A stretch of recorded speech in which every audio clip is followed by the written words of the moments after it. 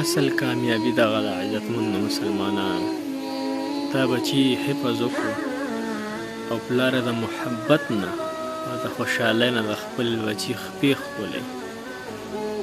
دقه بچی به زمونږ په قبر کې په حشر کې په کار راځي. خپلو بچو باندې د الله کلام یې زده کړو، حفظ پې وکړو، قرآن پې زده کړو، څومره مزه به کوي.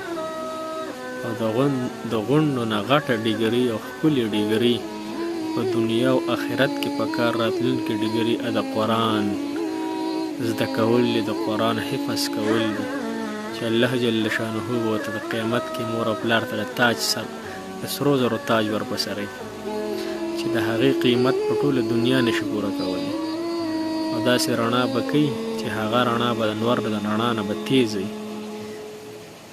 دقه کامیابي ده. خپل بچي عالمان حافظان کوي چې په قبر کې هم تاسو ته راحت او خوشحالي وي.